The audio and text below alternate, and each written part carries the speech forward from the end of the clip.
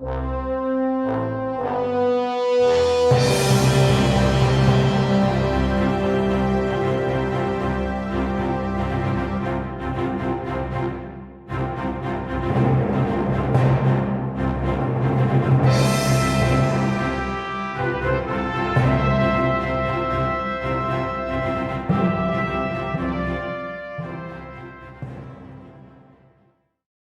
welcome back to Future Paths. And once again, we have Dr. Taslim with us. And thank you so much, Dr. Taslim, for making time. But before we get on to the conversation with Dr. Taslim, for those of you who are here for the first time, I urge you to go back and listen to the previous conversation wherein he shares his journey with us, which is very interesting. And also, most importantly, you will find the connect to the conversation that we are going to have now. So in that context, it really helps if you go and listen to that part. And obviously, you're here for the first time. That means you've not been following Future Paths. We've had some amazing conversations with very interesting people. So please go ahead, look them up, follow Future Paths, subscribe to it right now. And thank you for being here. And I hope you will enjoy this conversation as well. And once again, Dr. Taslim, thank you so much for Many making time to thanks. be with us here. Wonderful to be here. You also mentioned one of the functions of under CCAMP is to do commercialization of IPs. See, I had worked as an external resource. I was trying to help them with commercializing their IPs. I even managed to get some buyers, but 6 months, nothing moved from the institution. So so it's not very easy to do it. I mean, whereas it's not easy for me to go and convince a business to say that, listen, this technology can make wonders for you and show this is how you can actually increase your earnings. And that is essentially what is the need for the institutes, but they don't come forth. I mean, they are stuck with their own red tape. So how do you navigate this? I mean, you sit on top of these things. How do you manage it? So I think I agree with you. There have been rules and, or rather, there have been some limitations in terms of those things, but those have changed in last 8 to 10 years. My reading is that those have changed from a policy perspectives, but the implementation of policy, the relaxation that the policy has brought, hasn't been implemented on the ground at institutional level. And that has caused the delay, right? You know what? So many institutes are right now have a different outlook on this and are going out and engaging and attempting to do it. But some institutes may still not, but they follow the same larger, as one would say, the funding agency or government ministry. But the outlooks of two institutes under the same ministry may have different. And that kind of has resulted from the individual institutes implementing the same policy differently or relaxing based on the policy, which was allowed through the policy, but not implementing that relaxation on the ground. Right. Well, my experience was not as much a policy matter. It was more an internal ego thing between people who are running it, because it was an autonomous institute. It was under the government of India, but what I heard was that they were concerned that why is somebody else doing it when I'm sitting here heading this. So I was thinking, why do you care? You take the credit. You did it. You are the head. No, I think, as one says, when there are, there are different individuals, there are bound to be, such issues. But I think many institutes have put mechanisms to come through that. And I would say that it's unfortunate that it still does happen, though. Yeah, you already mentioned that you are very, very positive about India's promise, but somewhere maybe I may be repeating in this place, but we've time and again, right? There are various sports other than cricket, right? Other than cricket and few, if you go to Olympics, right? It's abysmal performance. You literally have to find India, and we try to compare India to the smaller neighbors and say we are better than them. It's so pathetic, right? And this is one other area in science and research where we've had Nobel Prize winners, but mostly when they become citizens of some other countries. So, do you see this changing? I mean, don't you think these are the things which gives impetus to the kind of efforts that you're talking about? That if we have more Nobel Prize winners coming out of India, I think it's great to have, but it may not directly, it is not directly equivalent to the larger system. I think I think it kind of again goes back to my point that no, it's like this, right? Cricket winning 83 World Cup changed the way cricket is seen in India, right? People were open to become professional cricketers because you could be a world champion. I In that agree. context, if Okay, you're a Nobel Prize winner, your role then model. it'll role models, right? Yeah, We lack that role models today, right? yeah, in a way, yeah. The nationally and globally celebrated role models for anything is good, right? Yeah, Where those role models, when a young kid growing, look up to them and then say, I want to do this, and then build a career based on the passion, not only for possibly the returns of a career that correct, one said. correct. And that is exactly in science, right? So I think from that perspective, very much yes, and that is actually, and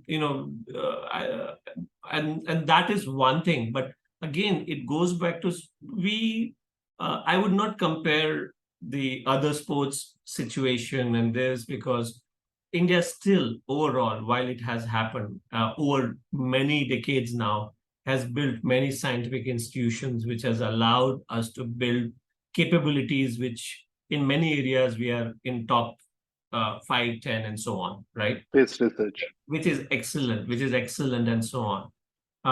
Having said that, to be able to be good in many areas actually represents the scientific the stage that we are at, right? That is something, and for that to happen, we will need long-term, significant, large investment in science, which would allow us to do that. And as you are saying, possibly without that, and let's take back many, when the investments don't happen, many areas which do not need that much investment actually flourish.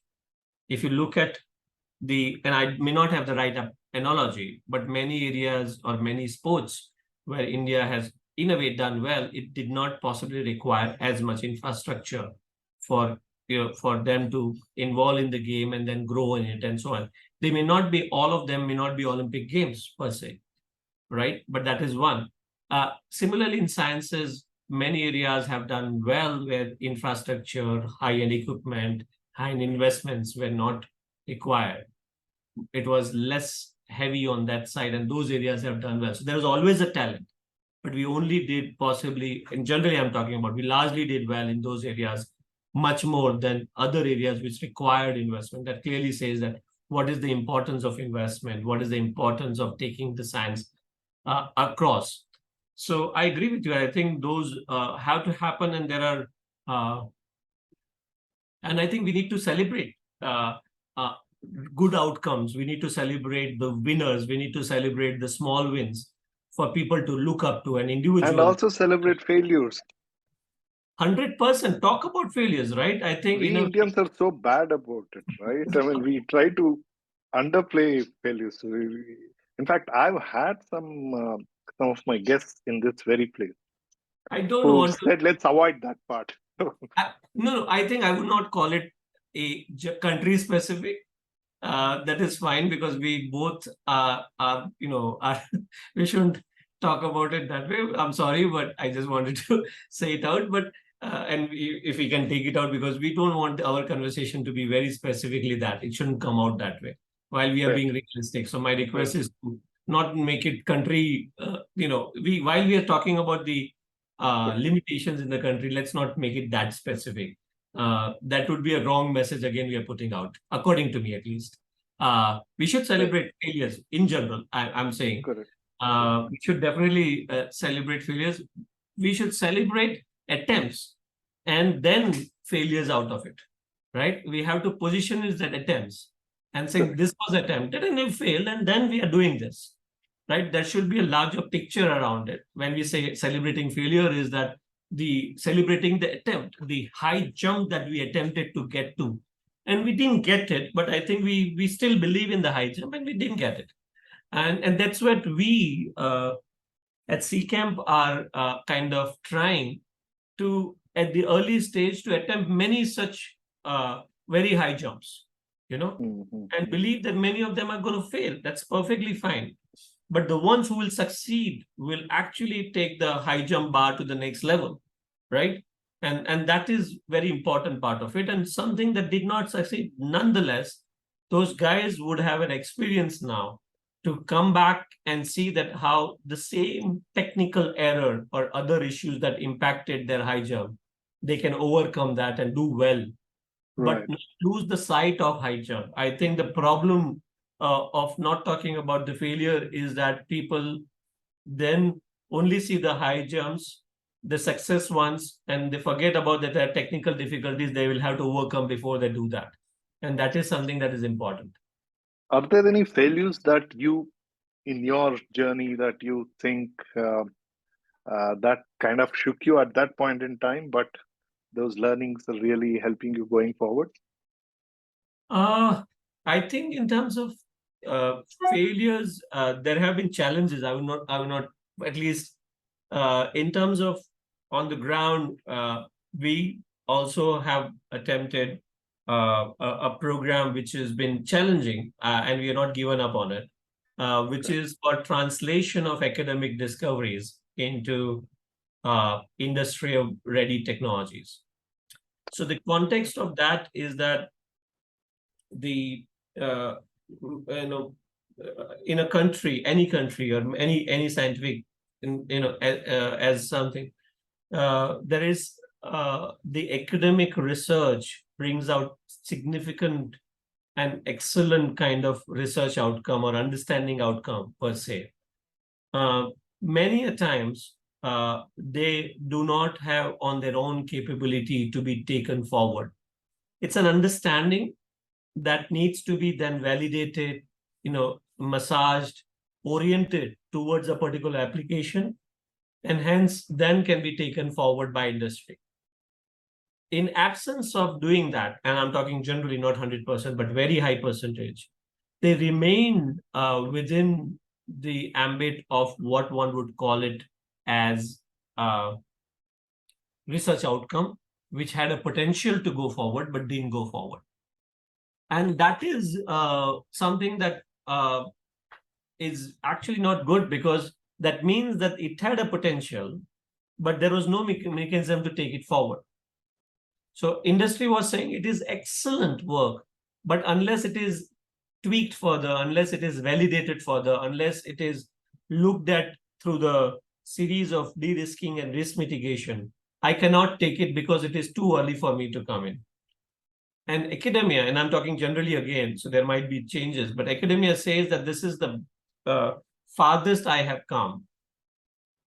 I don't have capability to then, look at it and further work on it and make an application on it, because then my original work actually will not be that, or that will struggle. So what we attempted to do is to build a program, and that has been a challenging program.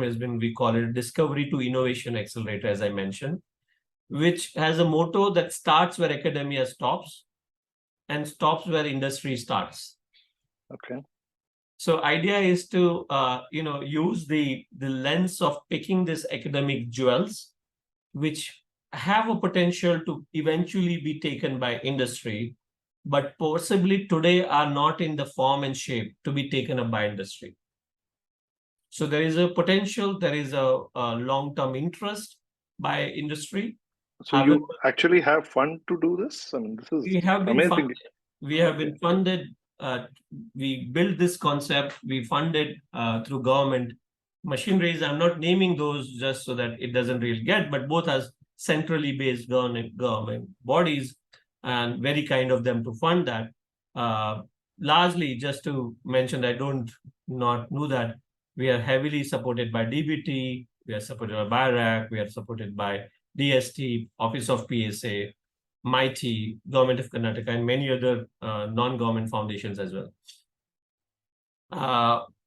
But coming back now, but because the reason we present it to them is that this potential that is been lying there and it is not taken forward. Something you mentioned, the challenge with the tech transfer, because it doesn't happen. So well, what is happening to hundreds and thousands of publications which are coming out? They're giving you something, they're giving you an outcome, they're giving you an understanding, and there is a possibility for that understanding to be taken forward. As I mentioned in my postdoctoral years, the understanding and intervene and so on, right? This is exactly the same thing.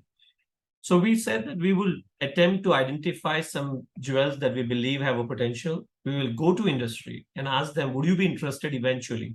And if you were to be interested, what is that you need to get this done on them, right? So what are the translation steps that you have to do so that they become amenable for your interest after 2 years, after 3 years, so that they can take forward? And luckily, both agencies were very, very supportive of this and have supported us for last few years. We have taken few projects. We have succeeded in some. We have failed in others completely. We have not been able to get them to the light of the day that we believed and promised ourselves as well as this, but we knew that this would happen. And this is something that we are learning on the ground. We are changing the way we will do it. How can we be more sure about what industry wants? How can we be more sure about what the original raw material came? How can we double check on that? How do we do more processes with industry to tech transfer on them later on and so on? So this has been very, very, and so I can tell you rather, this or in its previous form got supported by BIRAC, and its current form is being supported by the Office of PSA as well as by Pratiksha Trust, which is the trust I supported by Dr. Chris Gopalakrishnan of Infosys. So they are very kind, and they see that there is a research outcome needs to do it. But something like this needs to happen at the national level, because this is only kind of using a very small scale of funds.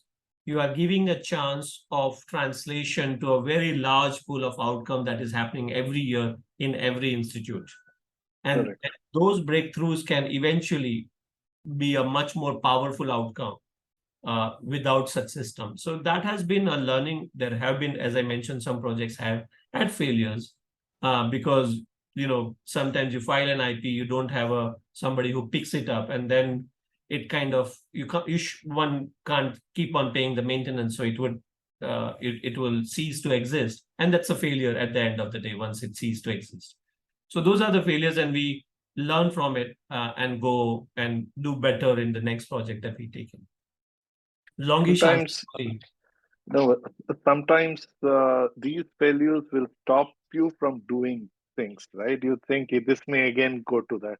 So how do you hold yourself back that this is not one of those failures? So because that is another very big problem most of us have, right? So how do you hold yourself back to say that no, I should let it move forward? Yeah, no, I think it. I think that's a belief that I think in terms of that one has, and that there is so much needs to be done, and so much that one can do, and something that you feel strongly about. Well, in Amazon, they apparently have a process where anybody submits an idea to do. Yeah. So if people say yes, it moves forward. But if it is a no, they are expected to write a 2-page note as why no. So if you write only 1 page, then it is still rejected. So you have to write a 2-page explanation as why it should not go forward. And one of such ideas was this AWS, which is become a multi-billion-dollar organization. So, this is brilliant. So it is to deter saying no to a thing. So I mean, I just thought whether you have. No, this is brilliant. This is brilliant. This is very brilliant. Of course, there is. I think this is a brilliant thought in terms of process in organization for people to say no. How do you how, if they're so convinced about no, let them put together a real reason for saying no to it. I think it's fair. We do not have that process, so I possibly would say that for us, it is I think a strong belief in taking science forward, and that mindset is right now making us go. Of course, selection is very crucial. Selection of right projects is very crucial, and delivering it is as Yeah. important. See, someone like you would probably encourage, but uh, institutions such as yours need to have these things more process driven than individual dependent, right? So I think that's where these kind of Absolutely. So that's what the selection and all is very important, right? So I think when you have, so it is clearly depend on number of experts that you can utilize, put process where you have a, as I said, when the failures happen, how do you do a better selection from our research outcomes? How do you ensure that what industry input was built in, which was done through the process, how it was well documented in terms of what was required? How many more industries can you go so that more than one, if all of them said that this is required, that means there is, this really makes your roadmap, and experts commit that. I completely agree. see, I've been part of some committees like this in other organizations. So one thing I have faced is that most times they would always like to lower the standard, not higher the standard. Ah, So if you say we need to set higher standards, they say lower the standards. But then anyway, it's a committee thing. So if you are giving them low score, at least give a score. Say now, let's say 60% is the clearing score. I cannot give 60% to this because this is below standard. If ah, I make that argument, they say, we are, we need to encourage more people. So we need to lower the standard. So if you are so cut up about it, score around 50, we will make it up with the other committee members scoring them high and pushing them forward. So you're also happy, but just score more than what you are otherwise. Don't score 20. Please correct, make it around 50. So correct. that is another challenge of trying to take everybody means lowering the standard. I mean, this is really sad, right? How do you address this problem? I've seen it in many places, including government agencies. I luckily we haven't. I haven't, to be honest, been in the process. Okay. I'm being honest. Thank Uh, God. But I've seen it and it's very depressing. It's yeah. very depressing. And every time I say I stay out of it, somebody calls me, no, no, we need people like you who also try to push that. It's okay, you come. So it's uh, No, so no, no, absolutely. So I think there are two ways of looking at it. There are schemes which are more to encourage capacity building and so on, which I can understand. But then there is an objective of a scheme which is completely on a high level of standards and excellence that is required. And if you bring it but down, we tend to mix up these two things, yeah, right? I don't understand that aspect. no, So that I see what you're saying on that. Yeah, no, so that defeats the purpose, to be honest. So correct. So you don't encounter that. I mean, that doesn't get into your luckily, domain. luckily, we have. I would say that uh, you know, I think we. I would say that we will. I don't know whether I'm saying it correctly, but luckily we do not encourage that our place, and I haven't been forced in that direction. I would say that way. With that, thank you once again, Dr. Taslim, and very useful insights. And most importantly, thank you for sharing so much about the camp and how all the entrepreneurs and startup founders also can be part of it, and also for all the shout out that you've given uh, to the investor community and the government agencies and to the founders. I hope you will see the kind of value that is being created here, and you will be part of this journey and also get benefits out of this. So, with that, thank you once again for being part of this conversation, and I hope you all enjoyed it as much as I did. Go ahead, share it with people who you think will benefit from this. And also, if you have not yet subscribed to Future Path, this is the time to do it. So, subscribe right now. And till we get back to getting Dr. Taslim to make some predictions, enjoy the ride.